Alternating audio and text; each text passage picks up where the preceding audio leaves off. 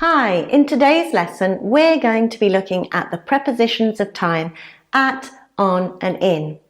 In this video I'm going to first give you a simple way to remember prepositions of time in general. And then I'm going to look at the exceptions.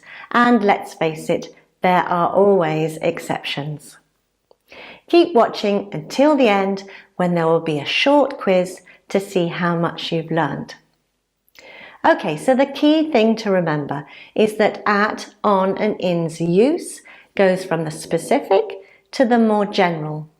So think of a triangle with at the top, on in the middle and in at the bottom, with the meaning going from the narrow, restricted use of at to more and more general as you go down the triangle.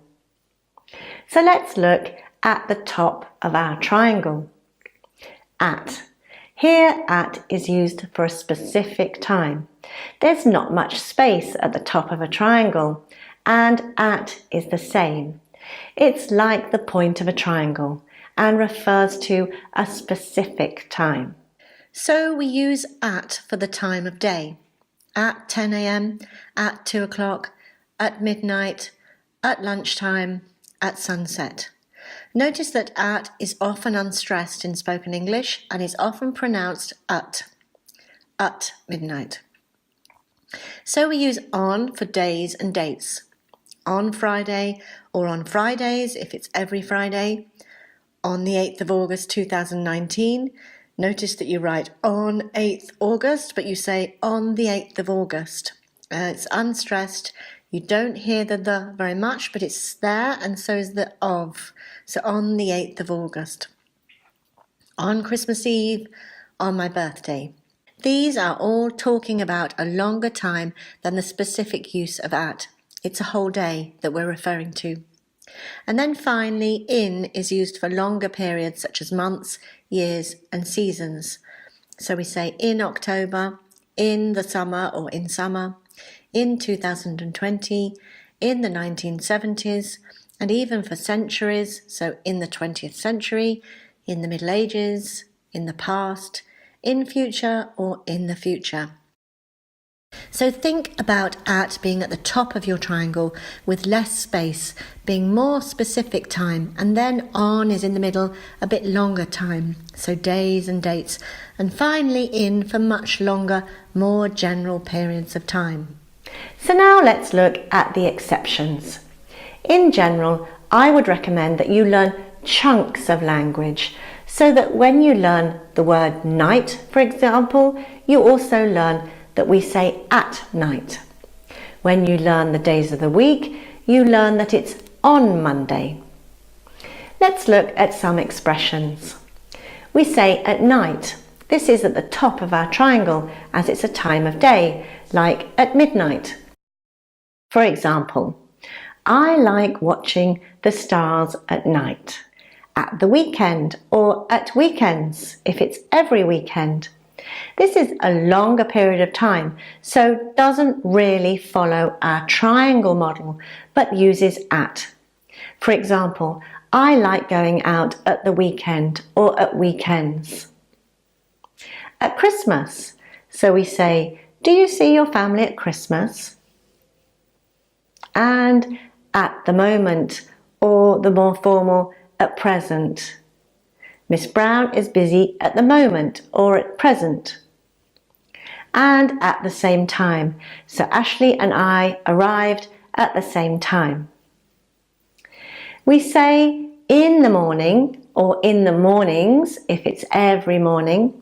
So we would say, I'll see you in the morning. But we say on Monday morning or on Monday mornings if it's every Monday morning. For example, I'll see you on Monday morning.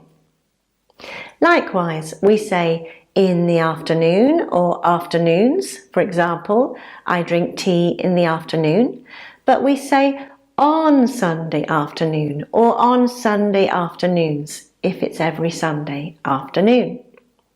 So for example, I drink coffee on Sunday afternoon. Similarly, we say in the evening or evenings. For example, do you work in the evenings? But we say on Friday evening or on Friday evenings, as in, do you work on Friday evenings? Okay, moving on. We do not use at, on and in before last, next, this and every. So we'd say he called round last Sunday and not he called round on last Sunday. Or I'll see you next Friday and not I'll see you on next Friday. And my homework is due this Thursday and we go skateboarding every Saturday afternoon. Also, in spoken English, we often leave out on with days of the week. So you could say, I'll see you on Wednesday, or simply, I'll see you Wednesday. Or, I don't go out on Sunday evenings, could equally be said as, I don't go out Sunday evenings. Finally, we use in when talking about the future, a certain length of time from now. So we'd say in a few minutes or in 6 months.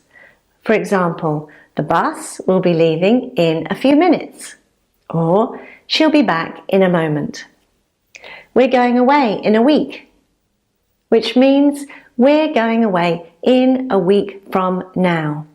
Be careful not to mix this up with we're going away for a week. This means that your holiday will be 1 week long. You can also say in 6 months' time or in a week's time. For instance, they're moving house in 6 months' time.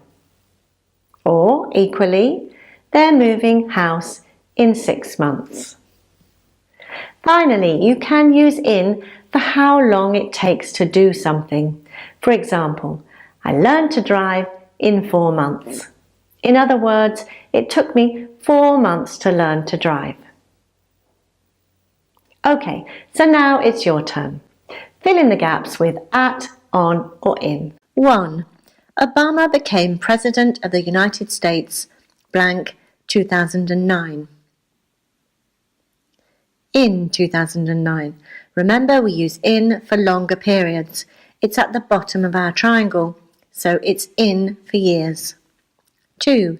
Neil Armstrong was the first man to walk on the moon, blank, the 20th of July, 1969.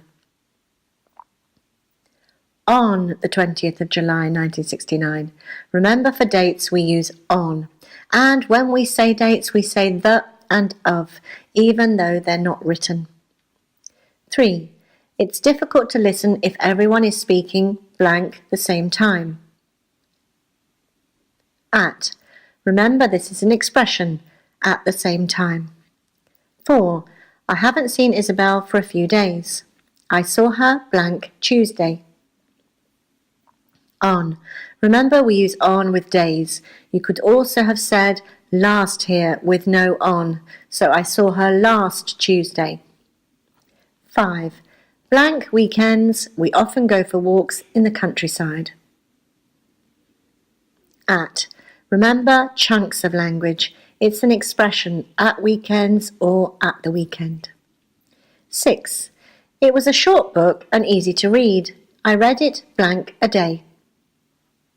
In. Remember, we use in when we're talking about how long something took. Okay, so that's it for now. I hope you feel more confident when using prepositions of time. Remember to like this video if you found it useful to help more people find it too. And subscribe to my channel so as not to miss out on any new English language videos. Check out this video on prepositions of place, and this playlist is sure to have some more videos to help you improve your English. Thanks for watching and ta-ta! See you later. Bye-bye.